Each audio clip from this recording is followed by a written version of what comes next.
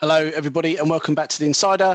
This week, I'm delighted to be joined by Simon Tarry. Good afternoon, Simon. Hi, Ben. Thank you for coming on. Simon it's a funny one. Simon's actually in between roles at the moment. Simon's recently finished up as Director of Strategy at Ticketmaster. I'm probably best to pass it over to you to do the initial introduction, I think, Simon. Yeah, thanks, Ben. So I've been in the tech industry for a good couple of decades.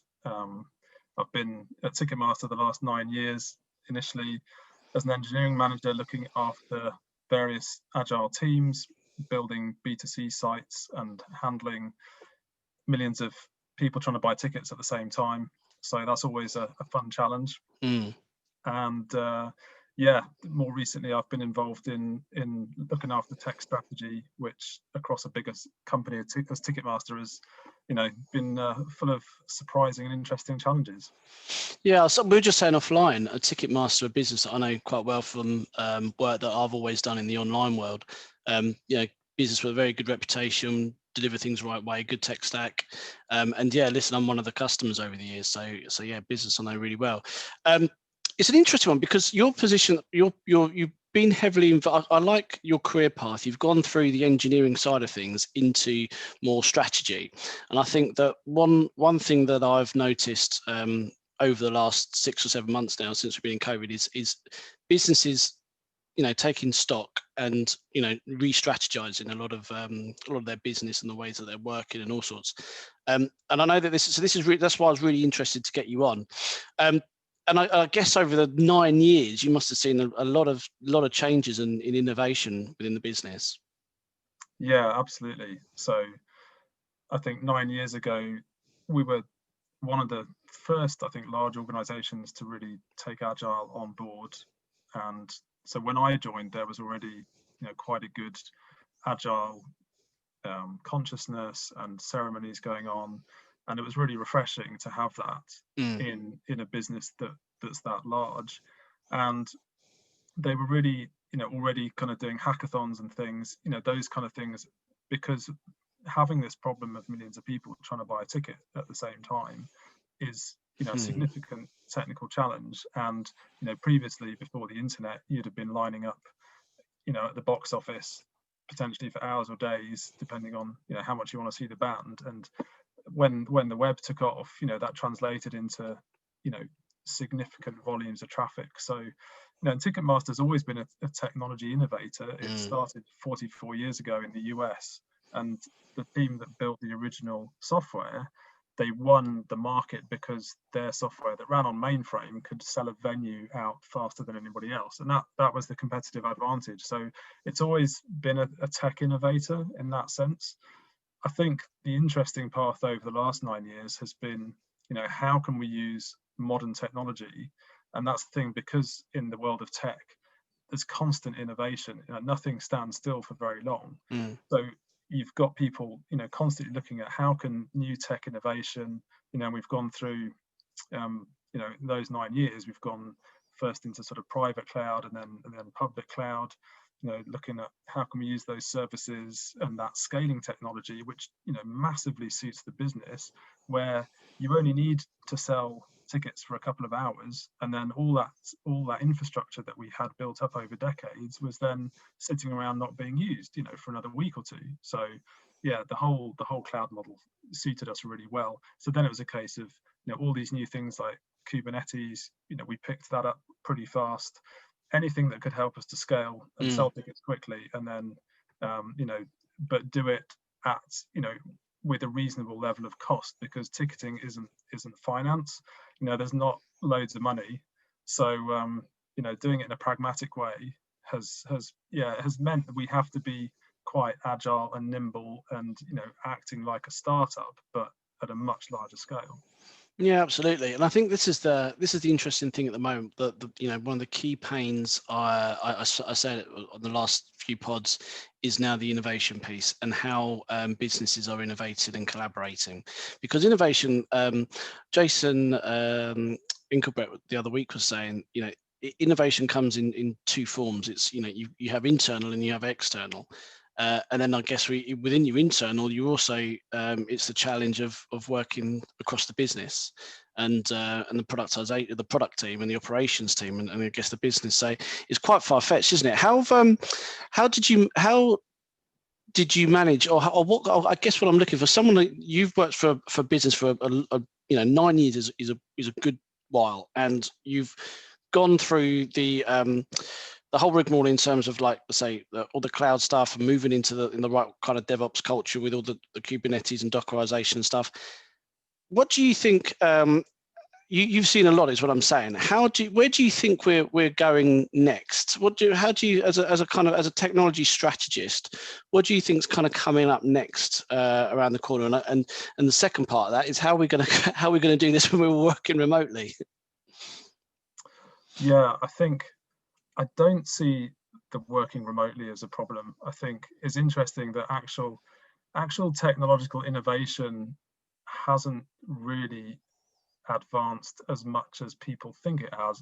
I think there's different waves of innovation where things become fashionable because they solve a current problem. So things like functional programming these days actually harks back to things like programming languages from back in the sort of 60s, 70s. And the whole concept of cloud, IBM had mainframes where people connected with terminals and all the compute power was remote. So it's just that those models get reused, but at a different sort of scale. So I think clearly a key driver for innovation at the moment is around data and machine learning and AI, and that's one of the key strategies for us around innovation, was when we realized that all of our data was not in one place. There were silos of data all over the place, which means you can't run effective models on it. You can't do much with it unless it's in one place. So that was a really important part. And I saw a quote from the CEO of Expedia recently who said the same thing. That was part of what they're trying to do right now, is get all their data into one place, and then you can apply these models to it. Now, the interesting thing I've learned from machine learning and AI is that from talking to, I've got a friend who works at Microsoft and on the Azure side, and it seems like it doesn't, from an innovation point of view, it doesn't actually seem to generate new business opportunities in terms of brand new things for an organization to do. It seems to be simply finding more effective ways to do what they're currently doing. So if it's IoT, it could be putting sensors onto pipelines or infrastructure to get better information about what's happening where. It's not necessarily creating brand new business. Whereas something like a world event like a pandemic this year, that's definitely accelerated innovation in terms of now my kids are plugged into Google Classrooms, so that if their teacher gets COVID or then they can be taught remotely from home. Now, we wouldn't have had that for years, I don't think, unless we'd have had the technology at the right time and the right place with this pandemic. So I think projecting into the future, I think some things would have been accelerated by COVID in terms of remote learning, remote working, more flexibility, and more from a tech point of view. I think it's the whole shift away from that's been happening over the last 10 years, the monolith, which is a typical startup, more traditional type way of architecting a system. You build the monolith, and then once you've got scale, then you start to go into microservices. So I think that kind of componentization will keep going, and along with the type of data strategy of having all your data in one place as an organization, will make much more intelligent organizations.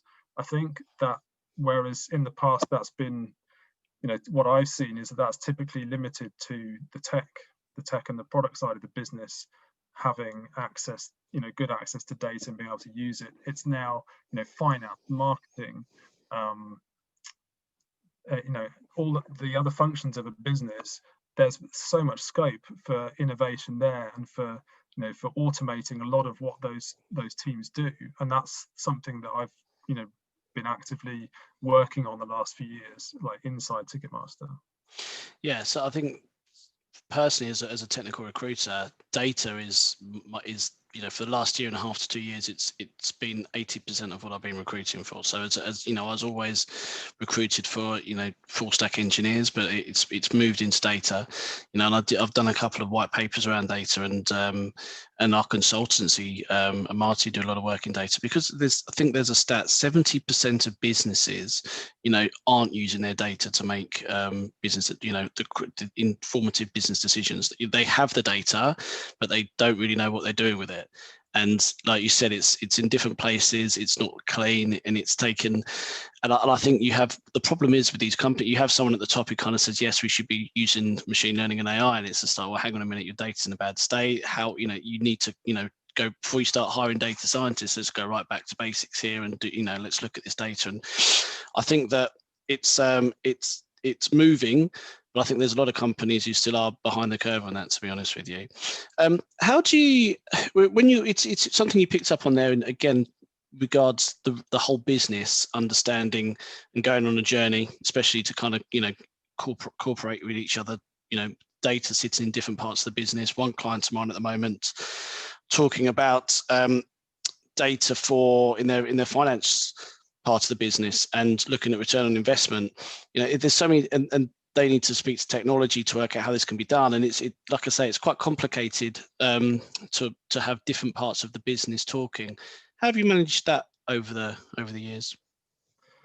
Yeah, so I think there's a few different strategies. So for me, one of them was to recognize after a while that I could effectively interpret between the tech and the business. So these two sort of seemingly sides that don't really understand each other. So it's finding those kind of change agents within your organization who have some kind of a mandate where they can effectively take technology to non-technologists and say, look, this is how we can improve what you're doing. So a simple example would be finance using Excel really heavily for almost like transaction level type, and these spreadsheets just growing so big that they're crashing laptops. And the fact is, you've got data science tools out there, you've got BI tooling that is really effective at handling that kind of, especially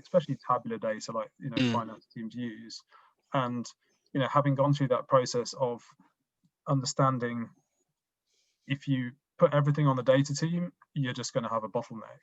So what you want to do is empower the people on the ground, those kind of Excel warriors, because they're there in every department. And it's funny when I've talked to someone else recently about this, and they said every time someone sent me an Excel sheet, they would always apologize because it was in such a poor state. And I was like, yeah, I had exactly the same thing.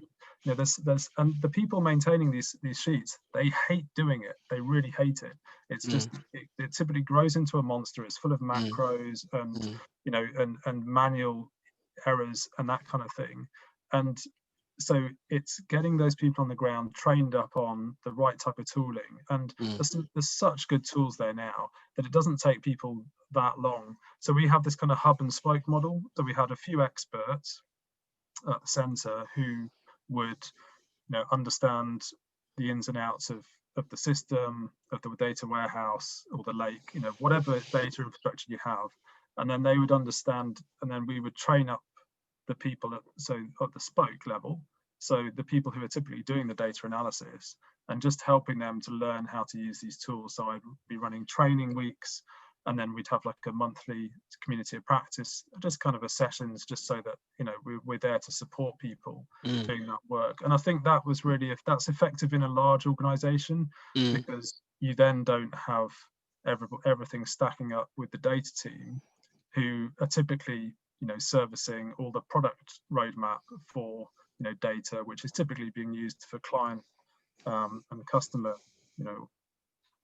those kind of activities, and that kind of neglects the rest of the business. So, and the thing is, these days, most people they're reasonably tech savvy in terms of being able to use Excel and some macros. It doesn't take, it's not a huge step to go from that to some kind of BI tooling.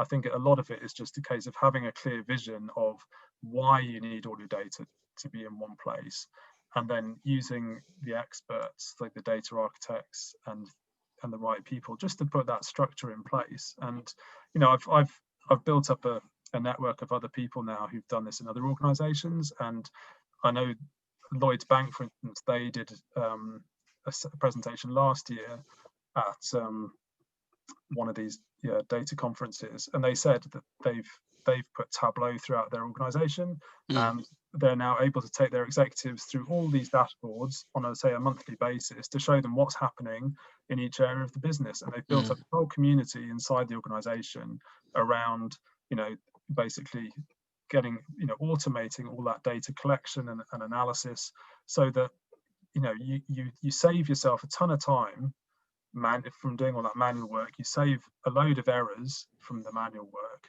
and you actually give the time back to people to do like good quality analysis, because they can now they've got the right tools for the data that they've got. So I think that's just going to keep Yeah, it's interesting because you say this would only work in or this is only in larger organizations, but that's where the problems are. It's the larger organizations, that's where you need the communication level. And I think it's interesting you're saying there about almost your IT kind of taking the lead and taking it to, and then doing the training as well, and having some structure behind the training. It's like, and then the monthly catch-ups. I think that's key, isn't it? I think that's a lot of businesses won't have a formal internal structure of how they're going to deliver that. And it's interesting that there's examples it can be related to with Lloyds. With regards to, I guess over the years, you've obviously built, I'd imagine, many teams. We're in a different time now in terms of kind of the COVID situation. It's an interesting one that obviously right now you find yourself in between positions. How do you think that I guess working there? Let me start this again. Within technology, there's a skill shortage. Have you seen this impacted by COVID? Has the skills shortage been impacted by COVID? Yeah. Do you find it easier or harder, and as somebody who's in that situation yourself where you're in between positions, what's your kind of take on how the skills shortage over the years has kind of moved into 2020? Yeah. So interestingly, so I was trying to hire in London, like a few years ago, trying to build a team out, and we were finding it like increasingly difficult, because that's been, I think, the trend the last 5 years or so is not just tech companies hiring, but every company has been trying to build a tech team, like Sainsbury's, banks, there's just been a growing demand for tech skills. And we just find we were getting completely priced out as well in the London market. And I think that's where, the opportunity arose then for a lot more sort of, the trend from offshoring sort of started to drop down. I know it's still there, but nearshoring really sort of grew up, I think, out of that. There's a lot of these companies now, and we've worked with some quite closely, with developers in Eastern Europe, and that's really been a massive boost for the skills shortage. I think that's, I think the thing with COVID that people were, especially a lot of businesses, didn't trust their employees with working from home. I think that's been one factor, is that the trend has been, especially in tech, that tech have been more productive working from home. And I think a lot of engineers, I was an engineer myself, I was at IBM for about 10 years. Engineers tend to be more introverted, and and typically if you've got your head stuck in a problem, then it takes you quite a while to basically get yourself into that complex world and try and figure out the problems you're trying to solve. And to have people interrupting you in an office environment is quite hard, because you kind of need that time and space to think. So I think and I think other people have looked at tech both through COVID, and they're now starting to think, oh, maybe I should switch into into tech because it's, there's more of an appetite for it, and because it's something you can do remotely. So I think that's probably something that will come from this year, will be, more people coming in. I think, the amount of boot camps that are now out there compared to, say, 5 years ago, there's a huge range, and the level and the quality of online training now is so much better. So I think it will accelerate the size of the talent pool for sure. That's I think that's one thing that will come from this year. And also I think coding just becoming a bit more accessible for people, and hopefully that will start to translate more into the diversity issue, which I think has been a real industry problem for like a long time, and that will now start to get a more balanced talent pool of skilled people. Yeah, I hope so, because I think it's interesting you're saying that, to stop and think. I'm an example. So when sorry if everyone's getting bored when I say this on the pods, but when COVID struck, I did I actually, what you mentioned, one of my clients there, better not say them out, but one of my clients that you mentioned, they had a number of positions, and they kept me busy for a couple of weeks. It was supposed to last me all year building their tech team, and it lasted 6 weeks because they carried on hiring, and they were seen as quite a safe company to work for at that time. And I think people wanted to go and work there. So all of a sudden I was in limbo, and that's when I started the pod. I didn't want to be that guy to call around and asking for positions, but I also thought, well, I might as well learn Python. I'm recruiting for like data engineers. I'm going to learn Python. I went out and did the Udemy course, and I'm still doing it. I thought it would, honestly, Simon, I thought it would take me, I want to say I started at the beginning of May, and I thought I'd finish at the end of May. And where are we now? Like mid-December. I'm sorry, mid-November. I'm towards the end of it. I'm desperate to finish it this year, but it's true. I now look at online course, and it's an amazing course. It's really easy to understand.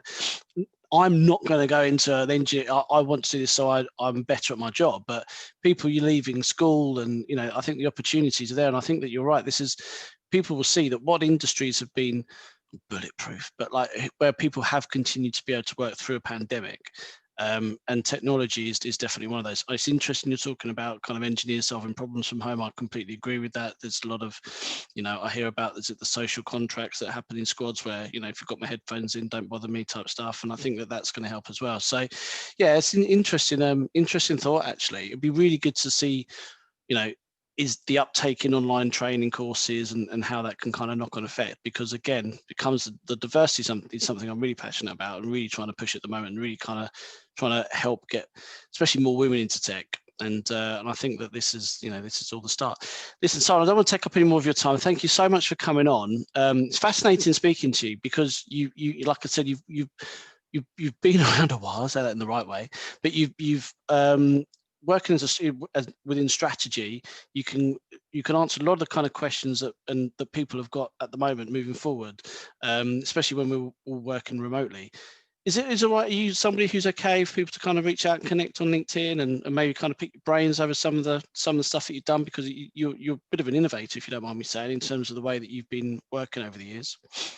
No, absolutely. No, more than happy to pick up with people and talk through things. I think it's being able to share some of the ways to deal with these issues is a great way to deal with it. Yeah, perfect. Listen, thank you very much for your time. All the best with the next position, and look forward to catching up with you soon. Thanks, Ben. Cheers. Yeah, cheers.